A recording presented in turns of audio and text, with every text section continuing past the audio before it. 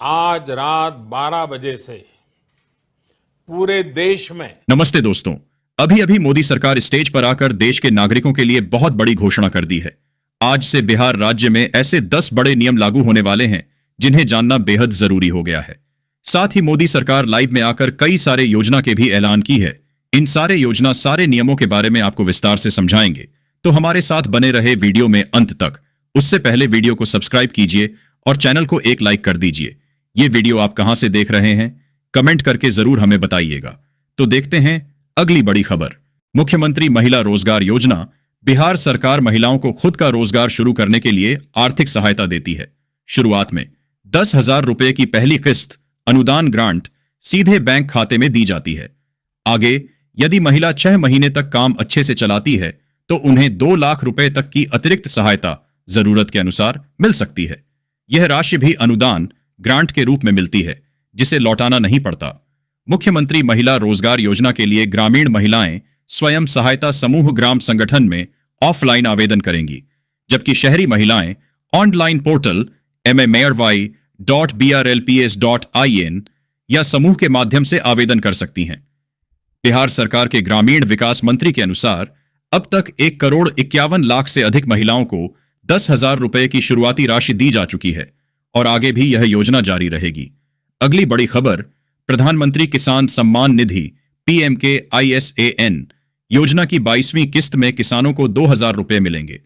यह राशि सालाना 6,000 रुपए की सहायता का एक हिस्सा है, जो हर 4 महीने में दी जाती है। 22वीं किस्त के लिए मुख्य नियम, किसानों को अनिवार्य रूप से eKYC कराना होगा।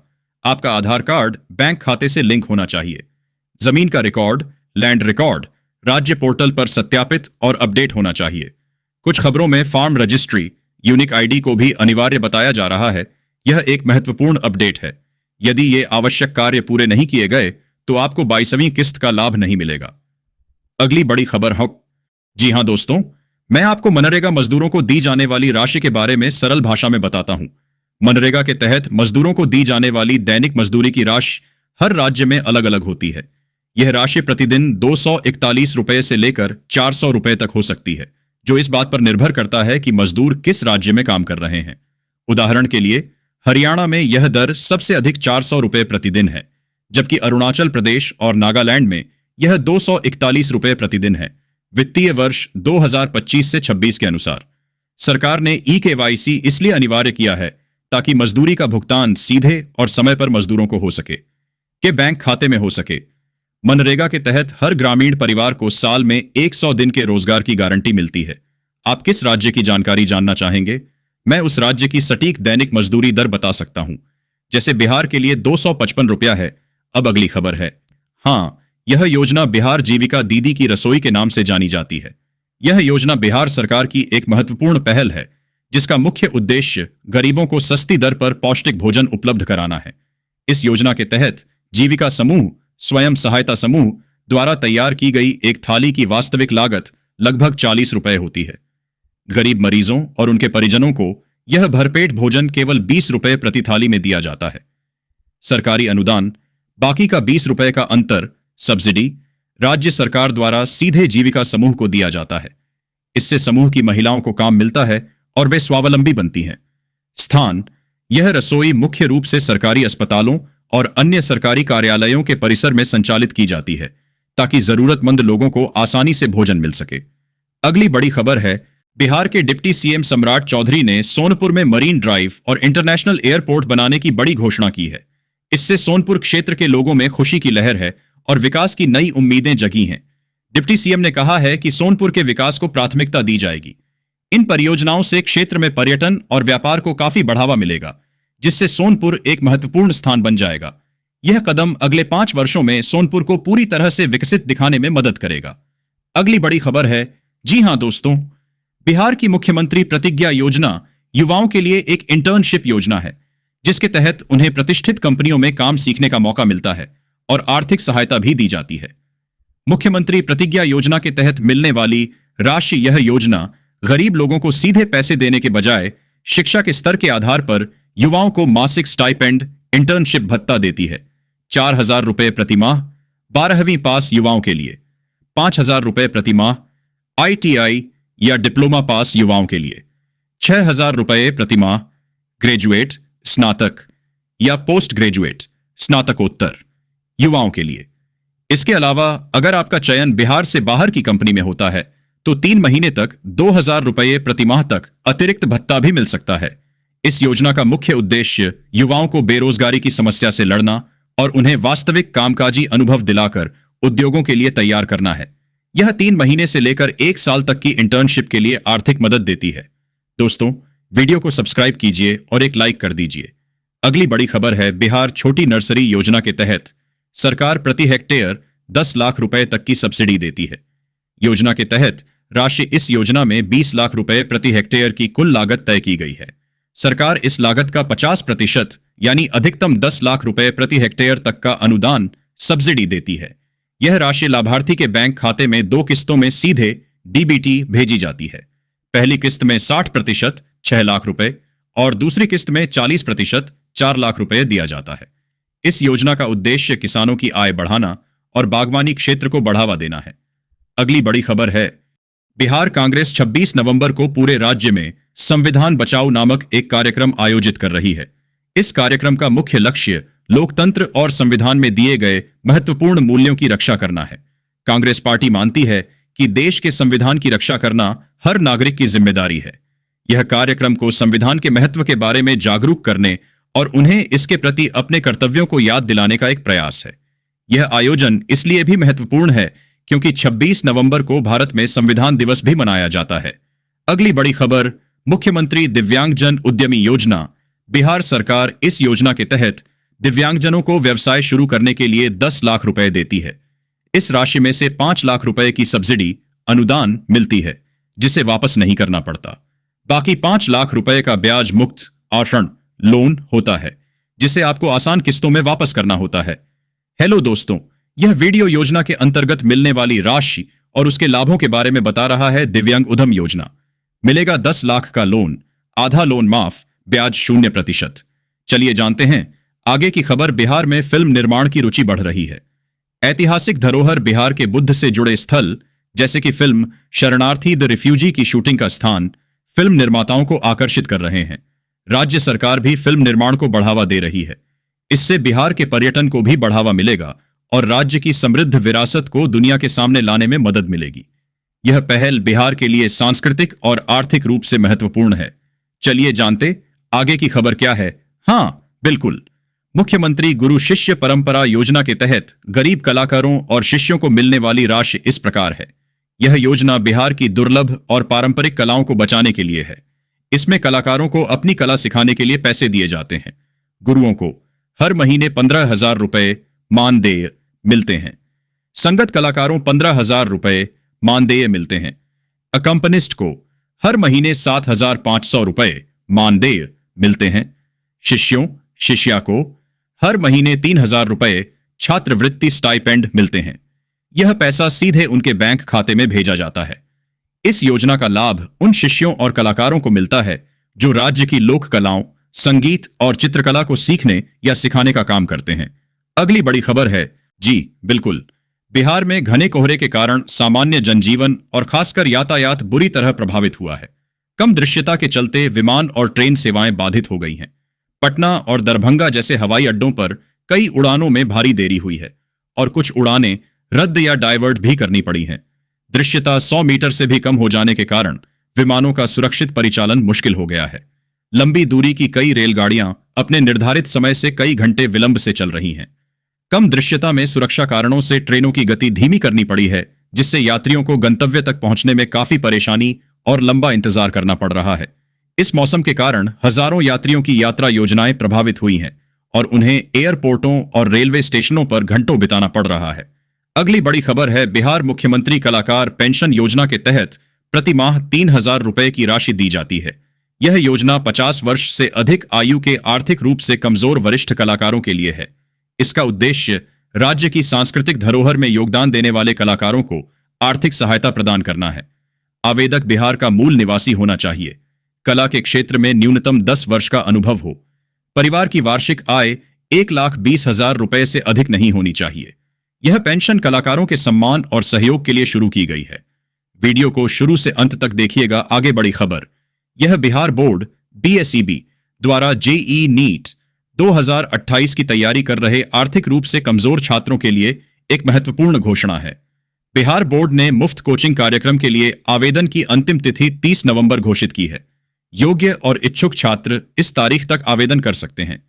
यह पहल छात्रों को बिना किसी शुल्क के उच्च गुणवत्ता वाली कोचिंग प्राप्त करने का शानदार अवसर प्रदान करती है, जिससे वे देश की प्रमुख इंजीनियरिंग और मेडिकल प्रवेश परीक्षाओं जेईई और एनईईटी में सफलता प्राप्त कर सकें। यह योजना प्रतिभाशाली और जरूरतमंद छात्रों को समान अवसर प्रदान करने और उनकी सफलता सुनिश्चित करने की दिशा में एक बड़ा कदम है। अगली बड़ी खबर। मुख्यमंत्री प्रखंड परिवहन योजना बिहार सरकार द्वारा राज्य के प्रखंडों और दूरदराज की पंचायतों को जिला मुख्यालयों से बस सेवा द्वारा जोड़ने के उद्देश्य से शुरू की गई है। इस योजना का मुख्य लक्ष्य आवागमन को सुगम बनाना और सार्वजनिक परिवहन को मजबूत करना है। प्रखंडों को जिला मुख्यालयों से जोड़ने के लिए परिवहन सुविधा उपलब्ध कराना। लाभार्थियों को बस क्रय पर प्रति बस 5 लाख रुपए का अनुदान दिया जाता है। प्रत्येक प्रखंड में अधिकतम 7 लाभुकों आरक्षण कोटा के अनुसार को लाभ दिया जाता है। चयन मैट्रिक परीक्षा में प्राप्त अंकों के आधार पर बनी वरीयता सूची और जिलाधिकारी की अध्यक्षता वाली एक कमेटी द्वारा किया जाता है। यह योजना वर्ष 2025 से 26 तक संचालित की जाएगी और इसमें मिनी बसों को प्राथमिकता दी जाती है।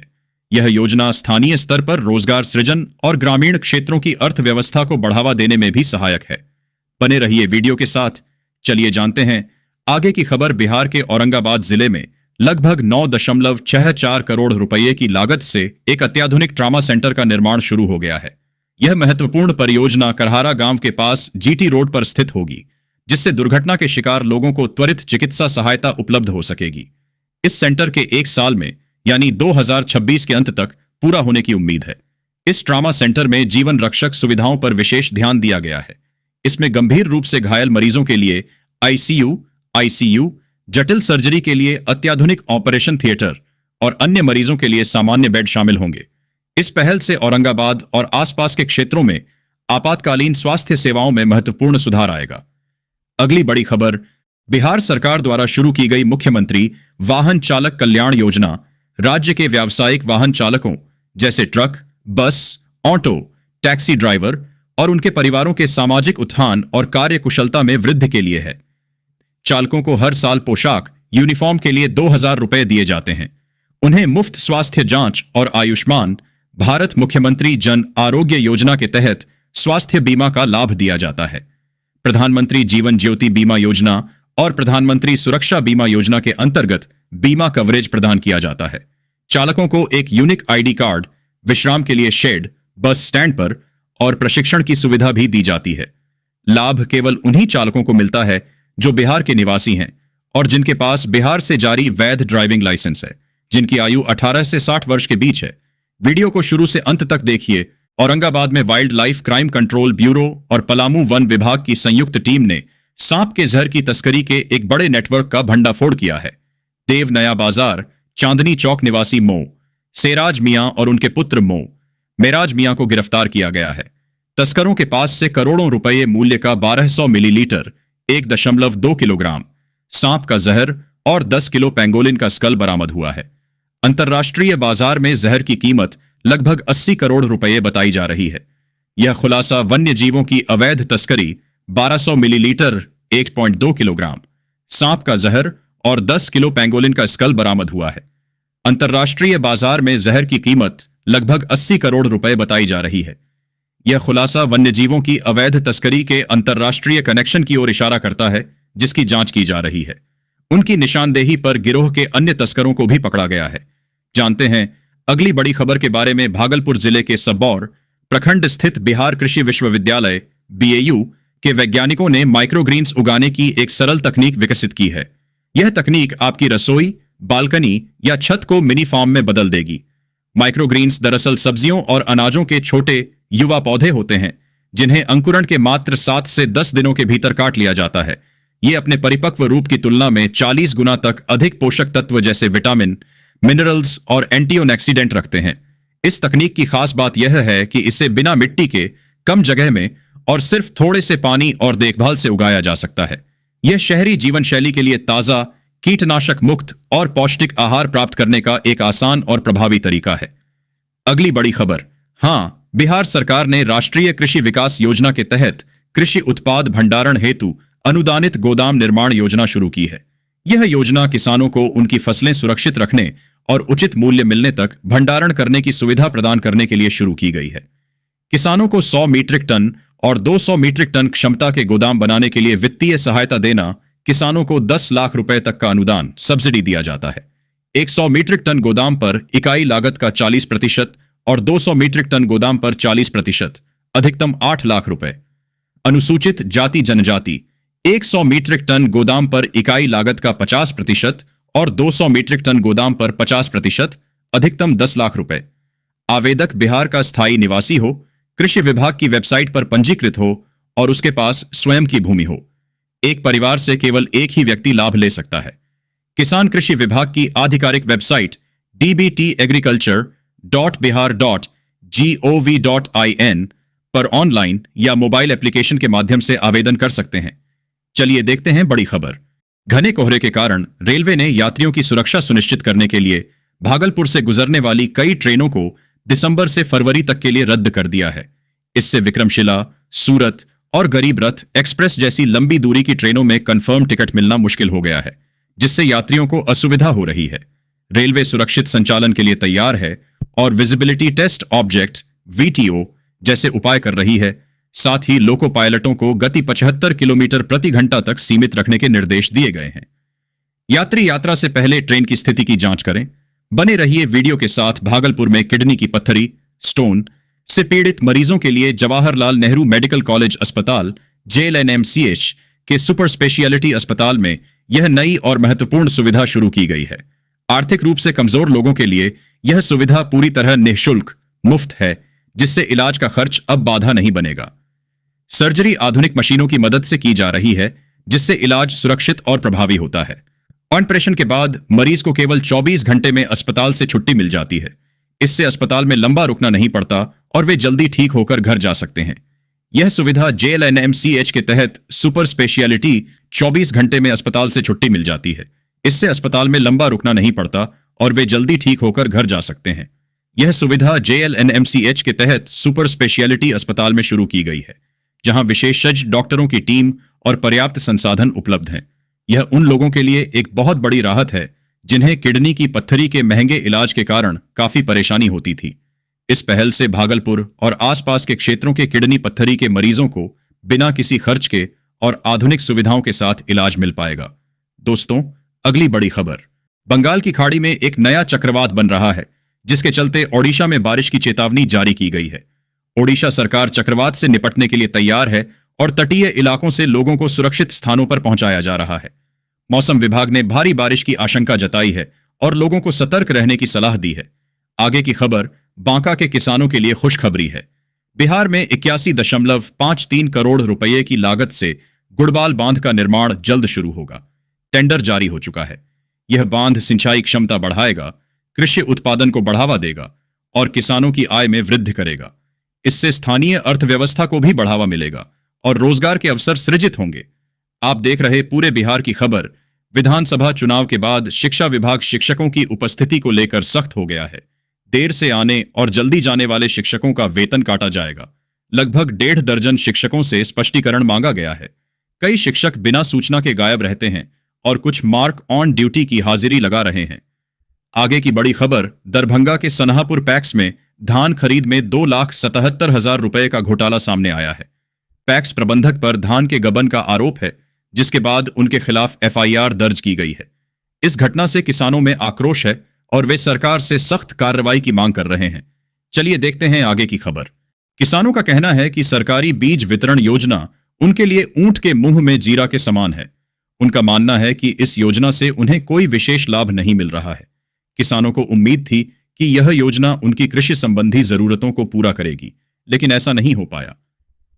आगे की बड़ी खबर, जहानाबाद में शादी के सीजन में फूलों का कारोबार फल फूल रहा है, खासकर दूल्हे की गाड़ियों की सजावट में। अरवल मोद्दा पर मालाकार 2,000 से 5,000 रुपए तक की सजावट कर रहे हैं। फूलों की आपूर्ति किंजर अरवल से हो रही है, जिससे बाजार में उछाल है। जानते हैं आगे की खबर जमुई के सिकंदरा विधानसभा क्षेत्र में माय समीकरण टूट गया। एनडीए उम्मीदवार प्रफुल्ल मांझी ने राजद के उदय नारायण चौधरी को हराया। मुस्लिम वोट बंटने और नीतीश सरकार की योजनाओं के कारण एनडीए को फायदा हुआ। ओवैसी की पार्टी ने भी मुस्लिम वोटों में सेंधमारी की। देखते हैं आगे की खबर। सिकंदरा में आगामी बिहार विधानसभा चुनाव 2025 में एनडीए की जीत पर मतदाता आभार समारोह आयोजित किया गया।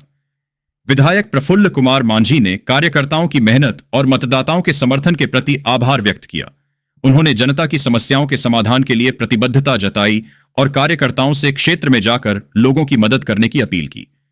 वीडियो में शुरू से अंत तक देखिए।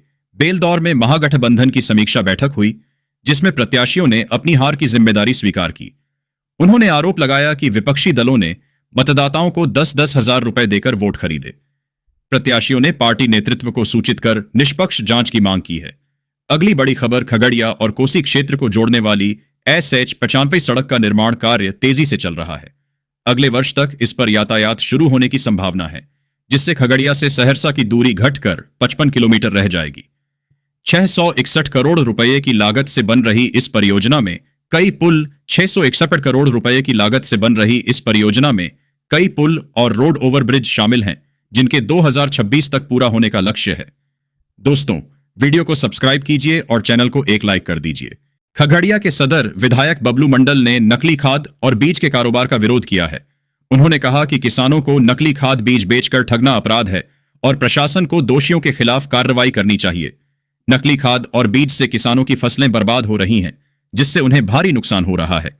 आइए जानते हैं अगली खबर के बारे में। बिहार के उद्योग मंत्री दिलीप जायसवाल ने हर जिले में उद्योग स्थापित करने की योजना का खुलासा किया है। दिलीप जायसवाल का लक्ष्य राज्य में औद्योगिक विकास को बढ़ावा देना, रोजगार सृजन करना और निवेशकों को आकर्षित करना है। सरकार निवेशकों को प्रोत्साहन देकर उद्योगों को स्थापित करने के लिए अनुकूल माहौल बनाएगी, जिससे राज्य की अर्थव्यवस्था मजबूत होगी। आगे की बड़ी खबर। AIMIM चीफ असदुद्दीन ओवैसी ने सीमांचल की धरती को अल्लाह की नियामतों से भरपूर बताया। उन्होंने इस क्षेत्र की प्राकृतिक सुंदरता और संसाधनों की प्रशंसा की। ओवैसी ने सीमांचल के विकास के लिए काम करने की बात कही।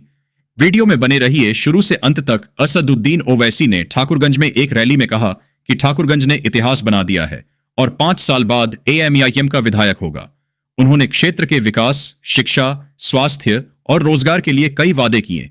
ओवैसी ने बिहार के विकास के लिए AIMIM की प्रतिबद्धता दोहराई और जनता से 2025 के बिहार चुनावों में पार्टी को वोट देने की अपील की।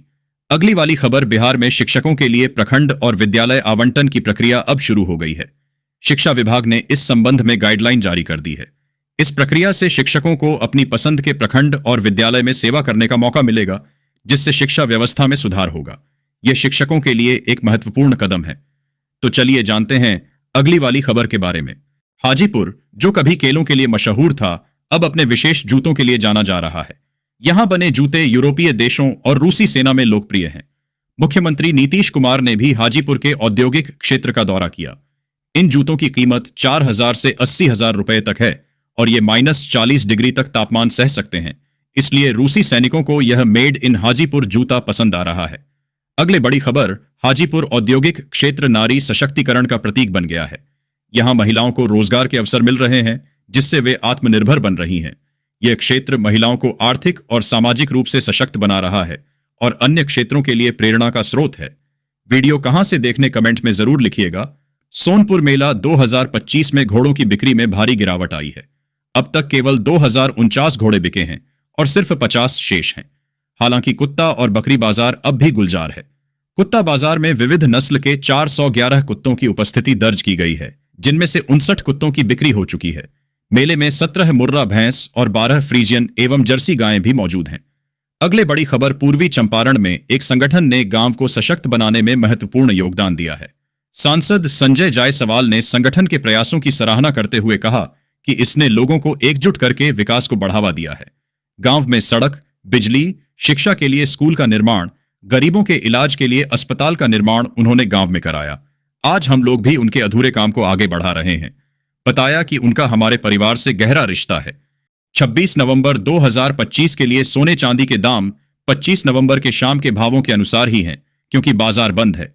24 कैरेट सोने की कीमत लगभग 1,25,000, 170 रुपये प्रति 10 ग्राम और 22 कैरेट सोने की कीमत लगभग 1,14,813 रुपये प्रति 10 ग्राम हो सकती है। यहां 25 नवंबर के शाम के दाम दिए गए हैं। सोना 24 कैरेट 1,25,170 रुपये प्रति 10 ग्राम, 22 कैरेट 1,14,813 रुपये प्रति 10 ग्राम, 18 कैरेट 94,007 रुपये प्रति 10 ग्राम, 14 कैरेट 73,325 रुपये प्रति 10 ग्राम। चांदी 1,40,000 रुपये प्रति किलोग्राम, दिल्ली में 25 नवंबर को। ध्यान दें, ये दरें अनुमानित हैं और आपके स्थान के अनुसार थोड़ी भिन्न हो सकती हैं। बाजार में उतार चढ़ाव के कारण ये कीमतें बदल सकती हैं।